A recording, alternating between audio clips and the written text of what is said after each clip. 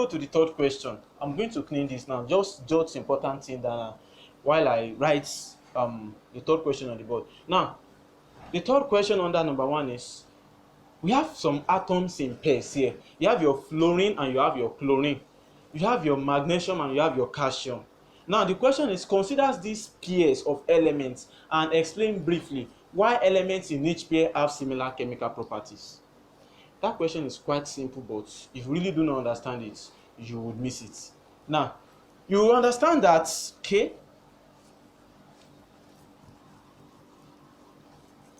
just follow me keenly as I explain this. Now, the first pair is, this is question 1C. Fluorine and chlorine. And the second pair is magnesium and calcium. Now, the question is, consider these pairs and explain briefly why these elements in each pair have similar chemical properties. Let me tell you one or two of their chemical properties. This is fluorine, this is chlorine. What will happen is that they are called halogen, right? The meaning of halogen is simply salt formers. They form salts. Do you understand? It means when they come in contact with metals, what they form is they form salts. An example of salt they can form is, let us assume you have your sodium here and you have your fluorine here. All right, you can have your sodium fluoride. That's salt they form. The same thing, this is chlorine. When chlorine comes together and combine with your sodium metal, all right, what you have is simply your sodium chloride. So now the question is, why is it that fluorine and chlorine, they react the same way towards metal? So that's one of their chemical properties that I would like you to know. Another is, okay, now let me come to, for metals now. I have ironed out that of halogens. Now for metals, metals, they have the ability to knock off hydrogen from acid. All right, what do I mean? A very good example of our acid is, we have your H2SO4. You have your H2SO4, that is your sulfuric acid. All right, now what will happen is, when you have your calcium and sulfuric acid coming together, they have the ability to remove hydrogen from this place, and you are going to have your calcium sulfate plus your hydrogen. The same way, when you have your magnesium, when your magnesium comes here, straight away it liberates hydrogen gas as well, giving you your magnesium sulfate. Now the question is that, why is it that calcium and magnesium, having different number of electrons, having different number of protons, behave the same way towards the same acid? Now the question is that it is because they are in the same group. Now the reason why we put elements in the same group is because we study them critically and look at their reaction, and when we find out that, oh, because they react likewise, no, when you react them with different reagents, no, that's one of the reasons why you put those metals in the same group. So the simple answer is that it is because they are in the same group. Now there's a better way you can put that. You can say that it is because they have the same number of electrons in their outermost shell. All right, so elements in the same group have the same number of electrons in the outermost shell. So that's about that. All right, straight to question 2. I believe you understand this. The students are good. They understand very quickly.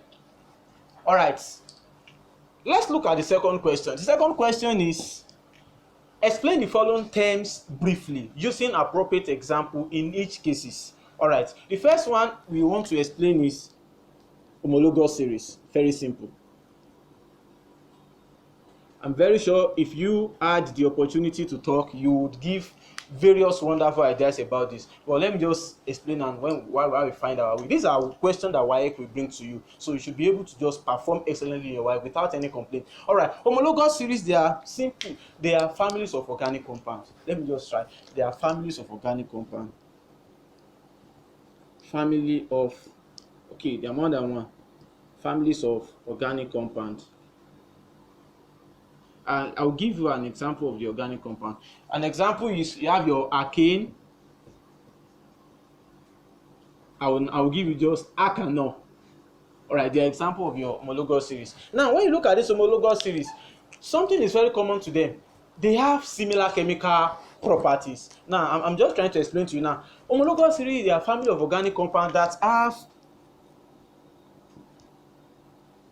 similar chemical properties. In fact, we have a lot of things to discuss about them. Similar chemical properties, share the same molecular formula. Now I'm talking about the general formula now. Formula.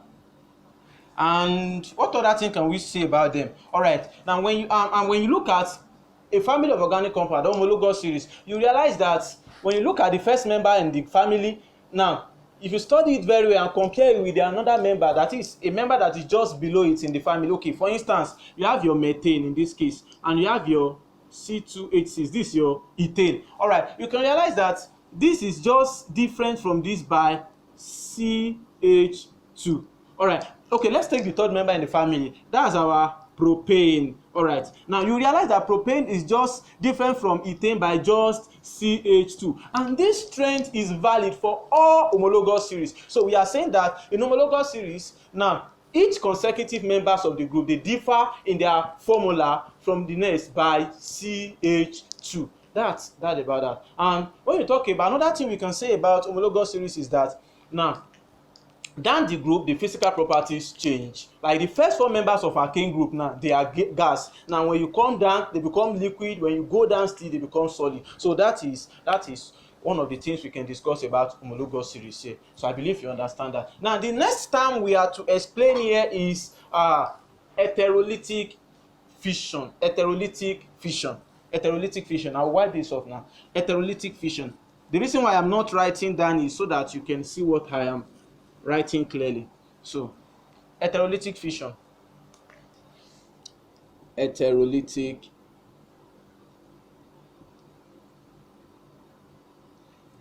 fission. All right, when we say heterolytic fission, what do we mean? Fission simply means breaking, cleavage, or maybe that's okay.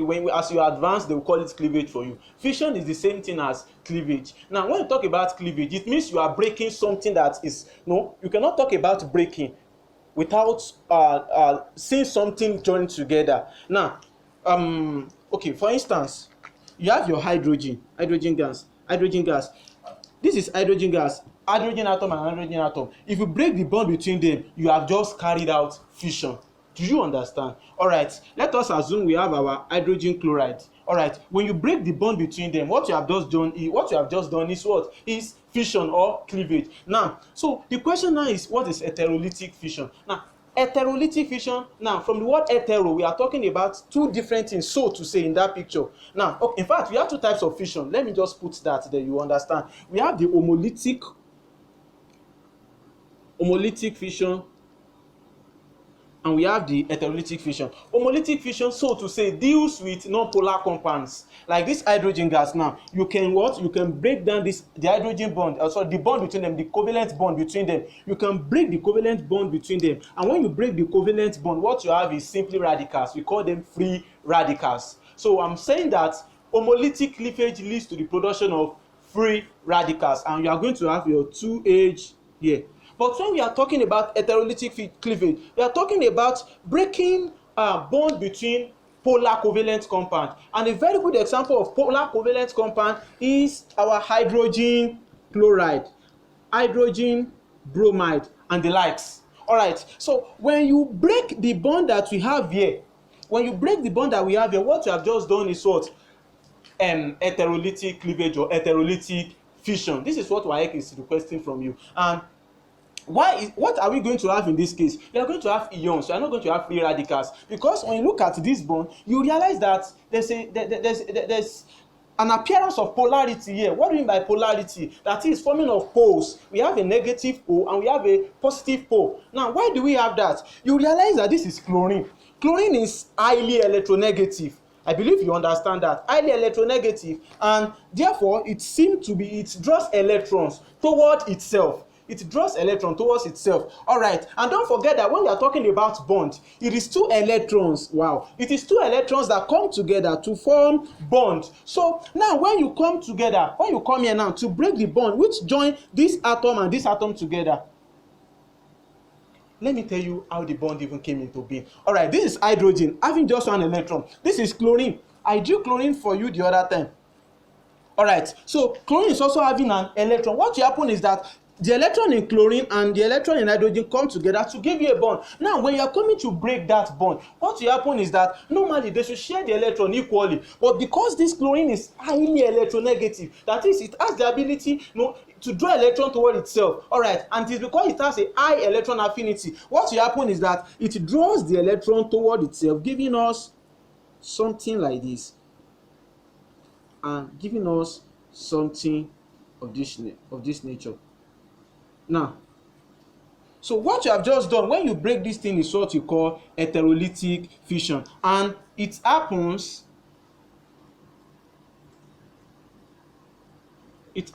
in polar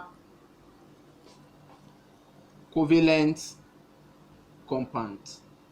Polar covalent compounds. So that's about that. Now let's look at the third question, and we perhaps end the session from there. All right, the third question is on your knowledge of acid, base, and salts. Acid, base, and salts. Acid, base, and salts. All right, I believe you understand this very well. All right, acid, base, and salts.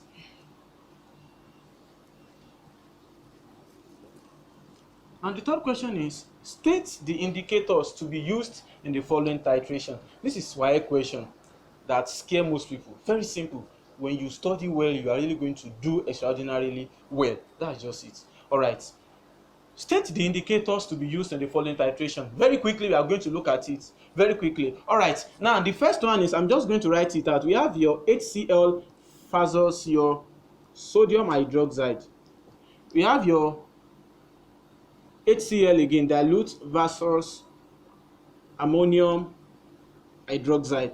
You have your ethanoic acid. Ethanoic acid is CH3COOH versus your sodium hydroxide. Now, let me just give you the identity of this. This is a very strong acid. This is a strong base. This is a weak base. This is a strong base. This is a weak acid. And this is a strong acid. Now, when you talk about indicators, they are weak acid or weak base that you use to determine the end point of a reaction. Now, when you are reacting strong acid and strong base together, you can use virtually any indicator, whether your phenolphthalein, your methyl red, your Congo red, and the likes. And there are very many examples of indicator. So in this case, in the first reaction, you can use your any indicator will go. Any indicator. But when time you are reacting your strong acid and your weak base together, it is advisable you use your methyl red or your methyl orange. In this case, you can use your phenolphthalein. Now, when you have your weak base, you can give an example of weak base, ammonium hydroxide, versus your weak acid.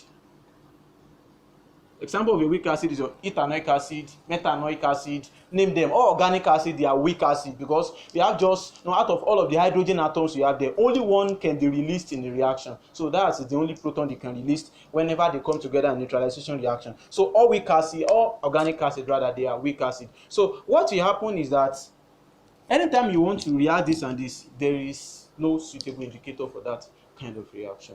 All right, ladies and gentlemen, we have come to the end of this first session on now Waec questions 2012. I believe you understand all that I've been trying to pass across. Make sure you always subscribe to Science Ignite Africa. Till we meet next time. Thank you.